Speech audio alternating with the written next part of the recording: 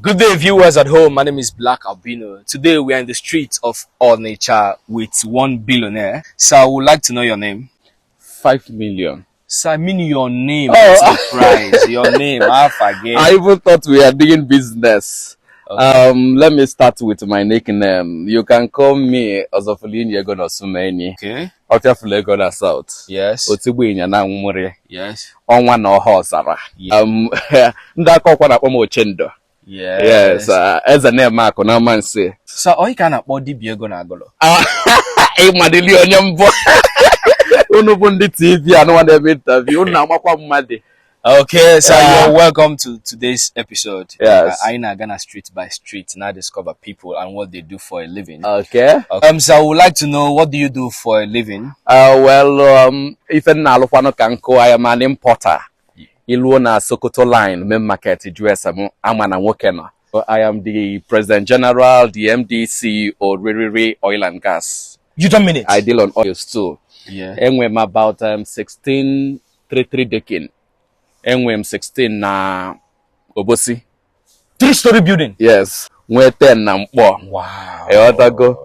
We're lodges Nifitoka. The billionaire. We're na Ibariam. Hey! We're 1-story building na Otigba Junction, Enugu side, the New Heaven. Okay, sir. Like, how many fuel stations do you have in Southeast? What can we form alone is uncountable. Like, let me say, or with the ones under construction or the already functioning ones. The already functioning ones. I will be talking about 7 in let's say 22. 22. Yes. Hey! Congratulations, sir. Yeah. Sir, I wish you the same. Sir, don't winch me the same.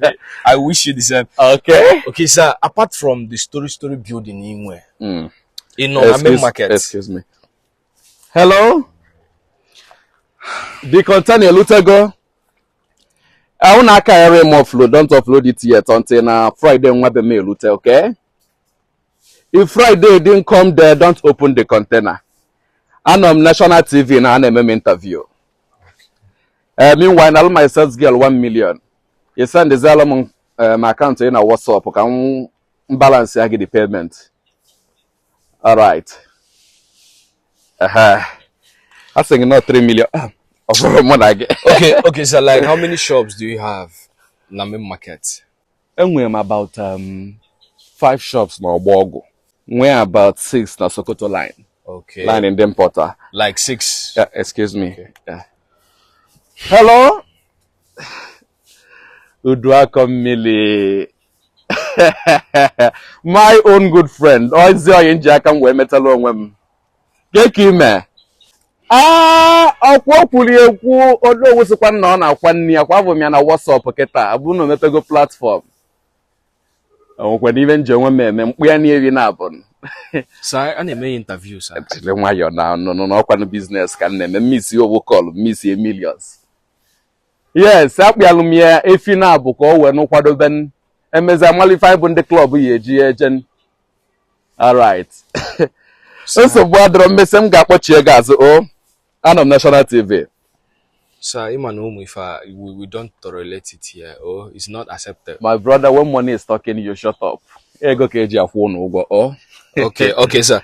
Sir, quick one before we go. Can we know the cost of everything you're wearing, ranging from your cap, the shades, your bag, the beads, your phones, your shoes? Oh, bro, I don't know when Lenji Lover Nona. Okay, you never go to Lenji, or the boy. Okay, you have 2 Range Lovers. Yeah, 2 Range Lovers. Okay, but before we go home now, can I go to Okay. Yeah. Opu anu abona kamasi be Bengolia mani hengolia wo 13 pound. 13 pound. Yes. Or 13 pounds. Nke obuna. Okay, your shades is how much? Nke anu wa kezi. Echetese mka we be $2,000. $2,000? Yes. Just one spec? Yes. The beats? Beats anu abona Ashanti Ghana. Okay, from Ghana. Ego mi anaka ndi lezinele beats na Ghana. Okay. Hana adeba good na beats. Like how much are we talking about? How many Ghana cedis? Mana atoyali ya na ego ba ani ebe 4.7 million. Just beats? Yes. With this one, you Kunaka? Yes, Hanabu Gakorono. 1, 2, yes. 3, 4. Yes. Wow. 4.7 million. Okay, so your bag, Uncle. Yes. Go ahead and name me. Don't worry, get $1. I met you.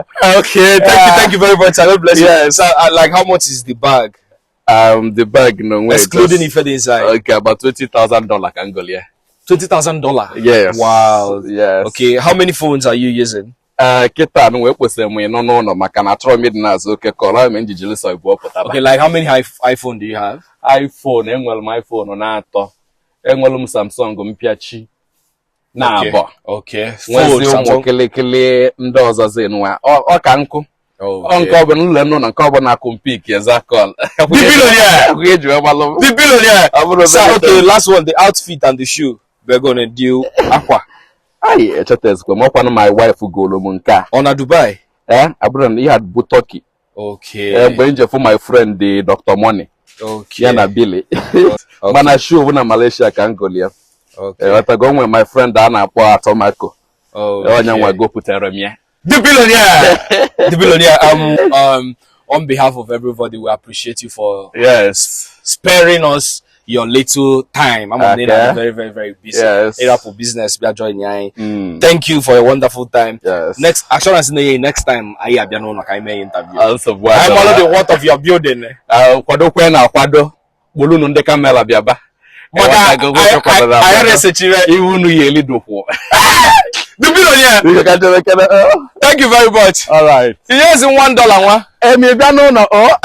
Okay, I'm just not going to $1 me make is a business. You might go now balm na one container. Okay, thank you very much. You're welcome.